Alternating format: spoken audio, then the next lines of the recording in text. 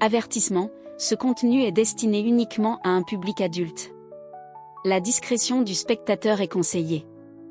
Vous est-il déjà arrivé de vivre un moment si inattendu, si profondément personnel, qu'il ébranle tout ce que vous pensiez être normal? C'est exactement ce qui m'est arrivé un après-midi tranquille, un week-end, lorsque mon neveu est venu me rendre visite. Au début, c'était comme n'importe quelle retrouvaille en famille, une conversation décontractée, quelques rires partagés, rien d'extraordinaire. Mais parfois, ce sont justement ces moments ordinaires qui se transforment en quelque chose d'inoubliable. Il venait de s'installer en ville pour ses études et avait besoin d'un endroit où dormir pendant quelques nuits. Bien sûr, je n'ai pas hésité à lui proposer la chambre d'amis. Nous avions toujours été proches. Je l'avais aidé à grandir quand sa mère, ma sœur, traversait une période difficile. Il était comme mon propre fils à bien des égards. Mais les gens grandissent, et parfois ils changent de façon inattendue. Ce soir-là, j'avais une douleur terrible dans les épaules, le genre de tension qui vient d'un excès de travail et d'un trop-plein de stress. Il l'a remarqué et m'a proposé un petit massage. Encore une fois, cela semblait innocent, même touchant. Mais la manière dont ses mains bougeaient, confiantes, chaudes, étrangement apaisantes, a fait naître quelque chose de différent dans l'air entre nous. J'ai essayé d'ignorer cette sensation, de garder la conversation légère. Mais ensuite, quelque chose s'est produit. Son toucher a duré juste un peu trop longtemps.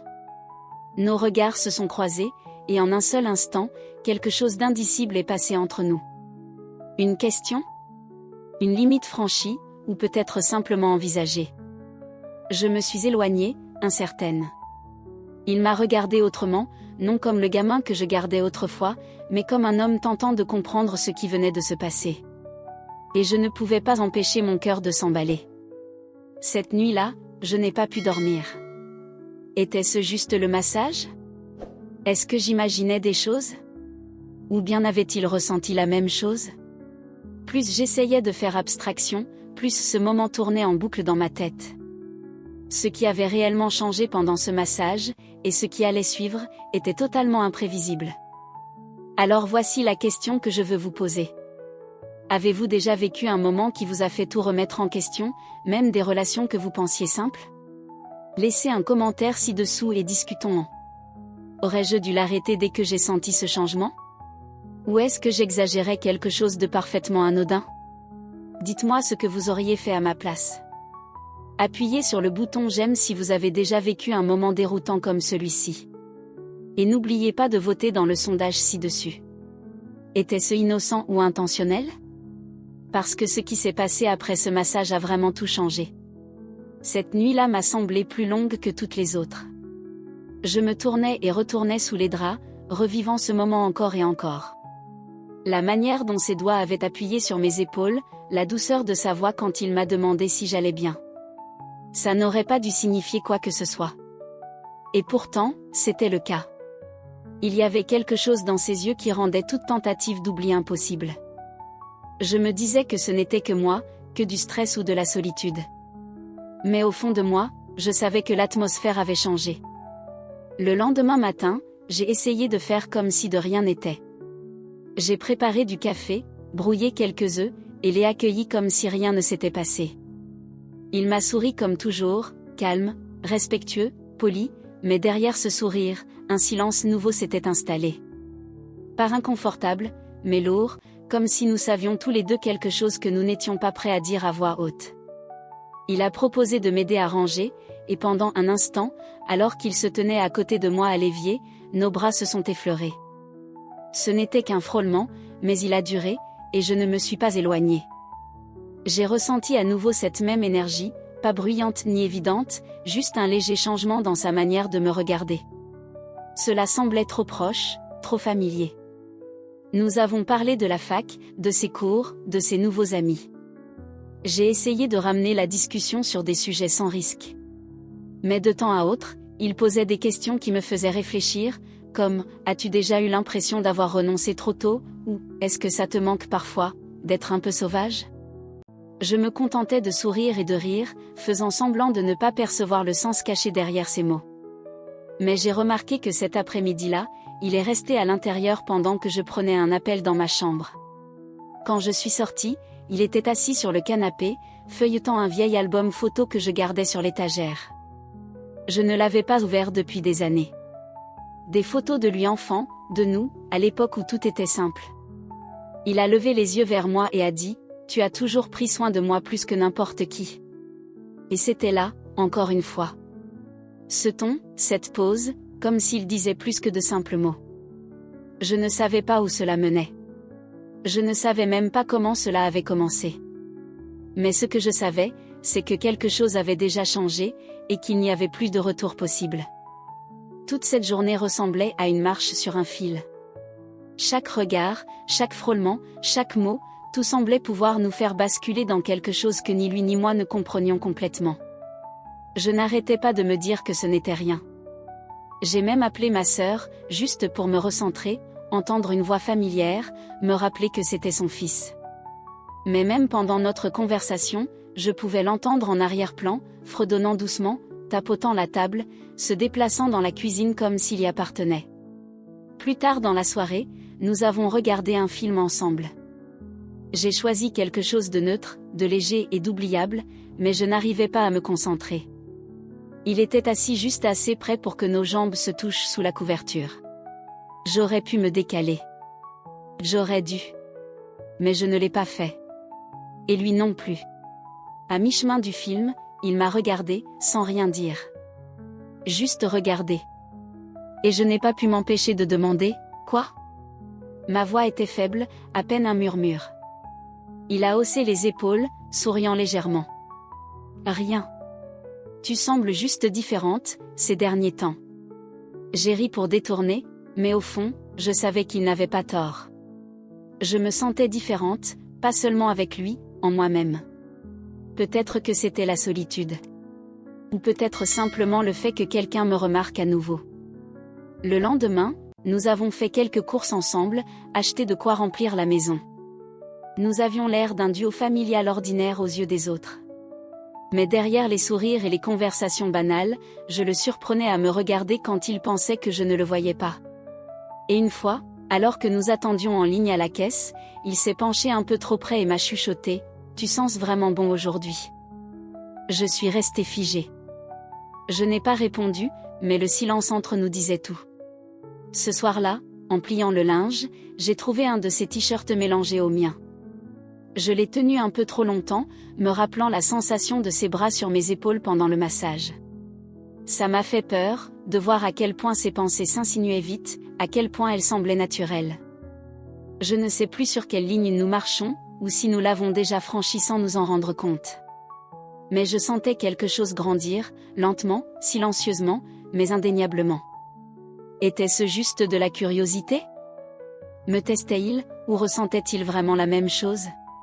Ou pire, étais-je en train d'imaginer tout cela, laissant mes émotions combler des vides qui n'existaient même pas ?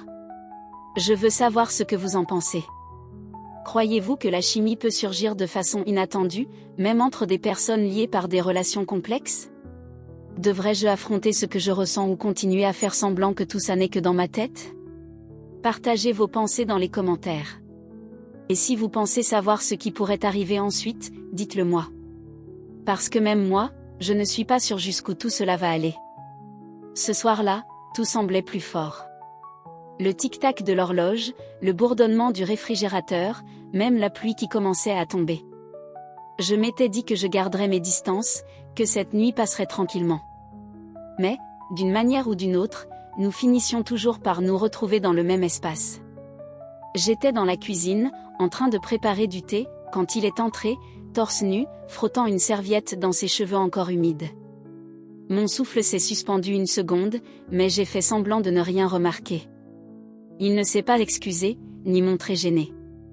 Il a simplement souri, détendu, confiant. Il a tendu le bras autour de moi pour attraper un verre dans le placard, son bras effleurant le mien.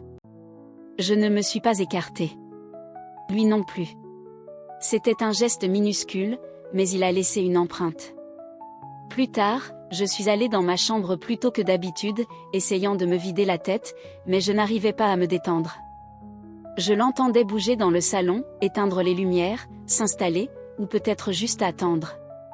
Au bout d'un moment, je suis sortie pour prendre un livre, pensant qu'il s'était endormi.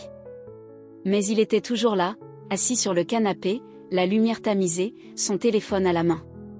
Quand il m'a vu, il l'a posé et m'a dit « On peut parler une seconde ?» Je suis restée figée un instant. Puis j'ai hoché la tête. Je me suis assise en face de lui, mais c'était encore trop près. Il avait l'air sérieux, pas joueur comme avant. Et puis il a dit quelque chose pour lequel je n'étais pas prête. Je sais que les choses ont changé, dernièrement. Je ne sais pas ce que ça veut dire, mais je sais que je ressens quelque chose. Mon cœur s'est emballé. Je voulais l'arrêter, lui dire que tout ça, c'était dans sa tête. Mais la vérité, c'est que je l'avais ressenti aussi. Je n'aurais jamais cru que ce serait lui qui le dirait à voix haute. Je ne veux pas tout gâcher, a-t-il dit, mais je ne veux plus faire semblant. Je ne pouvais pas répondre. Pas encore. Ma gorge était nouée. Trop de pensées s'agitaient dans ma tête. Le silence s'est étiré entre nous, lourd de tension. Puis il s'est levé lentement, comme s'il ne savait pas comment j'allais réagir. Il ne s'est pas approché, mais ses yeux ne m'ont pas quitté. Et à ce moment précis, dans ce silence vacillant, j'ai su que tout ce que je dirais ensuite changerait tout. Je n'ai rien dit. Je suis restée là, prise entre le poids de ses mots et le chaos des émotions qui montaient en moi. J'entendais mon propre cœur battre dans le silence. Ses yeux cherchaient les miens, en attente d'un signe, d'une réaction, de n'importe quoi. Mais avant que je puisse répondre, quelque chose d'inattendu s'est produit. Le téléphone de la maison a sonné. Le son était brutal, tranchant dans la tension comme une lame. Aucun de nous n'a bougé au début. Puis je me suis détachée de lui et je suis allée vers la petite table où reposait l'ancien téléphone sans fil. Je ne reconnaissais pas le numéro à l'écran, mais j'ai décroché malgré tout, juste pour gagner quelques secondes. Allô, ai-je dit, tentant de maîtriser ma voix. Bonjour, ici Karen, dit la femme à l'autre bout du fil. Est-ce que je parle à sa tante ? Il m'a fallu un moment pour comprendre qu'elle parlait de lui. J'ai hoché la tête par réflexe, même si elle ne pouvait pas me voir. Je suis désolée de vous déranger si tard, a-t-elle continué. J'essaie de le joindre depuis un moment. Nous nous sommes disputés plus tôt, et maintenant il ne répond plus à mes messages. J'espérais que vous pourriez lui dire que j'ai appelé. L'atmosphère a changé. J'ai regardé derrière moi. Il me fixait, confus maintenant, attendant. Qui est Karen ? Ai-je demandé doucement, le téléphone encore à mon oreille. Son visage a changé, juste assez pour que je le remarque. Juste une fille de la fac, a-t-il dit trop vite. Mais je l'ai su. L'hésitation dans sa voix, le fait qu'il ne me regardait plus dans les yeux. Tout me disait la vérité. Ce n'était pas juste une amie. C'était quelqu'un qui comptait. Quelqu'un dont il ne m'avait pas parlé. Et tout à coup, la tension entre nous, la proximité, les regards, tout ce qu'il avait dit, tout cela est devenu plus lourd. Plus compliqué. J'ai raccroché et reposé le téléphone. Mes doigts tremblaient légèrement. Pourquoi tu ne m'as pas dit qu'il y avait quelqu'un d'autre ? Ai-je demandé plus calmement, sans colère, juste perdu. Il a hésité. Ce n'est pas comme ça. On n'est pas sérieux. C'est compliqué. Mais tu m'as laissé croire ? Ma voix s'est éteinte, incapable de finir la phrase. Il a fait un pas vers moi, mais j'ai reculé. Un seul petit pas, mais c'était comme ériger un mur. Je n'ai rien planifié, a-t-il dit. Rien de tout ça. Mais quand je suis avec toi, je ressens quelque chose que je n'ai jamais ressenti ailleurs. Je ne sais même pas ce que ça veut dire, mais c'est réel. Ces mots sont restés là, suspendus entre nous. Réels, mais désormais entremêlés au nom d'une autre. À des sentiments partagés. La vérité, c'est que je ne savais pas ce qui faisait le plus mal, la confusion dans mon propre cœur ou la réalisation que je n'étais peut-être qu'une pièce dans sa propre confusion. Je me suis détournée, j'avais besoin d'espace. Mais chaque pas me donnait l'impression de m'enfoncer plus profondément dans quelque chose que je n'arrivais pas à nommer. Quelque chose que je n'étais pas encore prête à abandonner. Parce que malgré tout, une part de moi voulait encore savoir ce qui se passerait si je ne partais pas. Je n'ai pas dormi cette nuit-là. Je suis restée allongée, les yeux fixés au plafond, attendant une clarté qui ne venait pas. Vers 3 heures du matin, j'ai entendu des pas dans le couloir. Ma porte s'est entr'ouverte doucement, juste assez pour laisser passer sa voix. « Je peux te parler ?» Je n'ai pas répondu. Mais je ne l'ai pas arrêté non plus. Il est entré lentement, comme s'il ne savait pas s'il était le bienvenu. Je me suis redressée, tirant la couverture sur mes genoux, essayant de garder contenance. Il s'est tenu face à moi, silencieux un moment, puis il a enfin parlé. « J'ai rompu avec elle », a-t-il dit calmement. « Ce soir. » Je l'ai regardé, stupéfaite. « Tu n'avais pas besoin de faire ça à cause de moi. » Je ne l'ai pas fait à cause de toi. Je l'ai fait parce que je me suis rendu compte que je m'accrochais à quelque chose qui n'avait jamais été juste. Et ce que je ressens maintenant avec toi. Il s'est arrêté. C'est confus, mais c'est réel. Ma poitrine s'est serrée. Il y avait du soulagement dans ses mots, mais aussi de la peur. Tout ce que nous avions laissé sous silence était maintenant à découvert. Et soudain, la ligne sur laquelle nous avions si longtemps dansé n'était plus floue. Elle avait disparu. Il s'est approché, s'est agenouillé devant moi. Ses yeux cherchaient une réponse dans les miens. Et pendant une seconde, j'ai failli me pencher vers lui. Tout ce que j'avais refoulé, tous les doutes, tous les sentiments, étaient là, au bord. Mais alors, son téléphone a de nouveau vibré. J'ai baissé les yeux. Un nom s'est affiché, auquel je ne m'attendais pas, maman. Mon cœur s'est arrêté. « Qu'est-ce que ta mère fait à t'appeler à cette heure ?» ai-je demandé doucement, par réflexe. Il a regardé l'écran, puis moi, confus. Elle ne m'appelle jamais si tard, sauf si quelque chose ne va pas. Il a répondu. Il y a eu une longue pause. Puis son visage a changé. Quoi? Attends. Qu'est-ce que tu veux dire? Il s'est levé, faisant les 100 pas, serrant le téléphone plus fort. Elle dit qu'elle sait, m'a-t-il soufflé. Elle sait que je suis ici, avec toi. Elle observe ta maison depuis hier. Je me suis figée. À cet instant, tout ce que nous pensions privé ne l'était plus. Chaque mot, chaque regard, tout avait été vu. Et soudain, ce qui ressemblait à une échappatoire est devenu quelque chose de bien plus dangereux. Et ce n'était pas fini. Nous sommes restés là, en silence, réalisant tous les deux le poids de ce qui venait d'arriver. Ce qui paraissait intime, honnête et confus était désormais exposé. Pas seulement entre nous, mais à quelqu'un qui pouvait tout changer. Sa mère savait, et d'une certaine manière, cela changeait tout. Il a raccroché et s'est assis, le visage bouleversé. Elle n'est pas en colère, a-t-il dit doucement. Mais elle s'inquiète. Elle dit que je suis trop jeune pour prendre des décisions émotionnelles comme celle-ci, et elle a peur pour toi. Cette dernière phrase m'a marqué. Peur pour moi? Ces mots n'étaient pas destinés à blesser, mais ils ont sonné comme une vérité. Pendant un instant, tout ce que nous avions construit en silence, la tension, la proximité, le presque, s'est effondré sous le poids de la réalité. Je me suis assise à côté de lui, laissant le silence nous envelopper. Tu as toute la vie devant toi, ai-je chuchoté. Cela. Quelle que soit cette chose, elle comptait.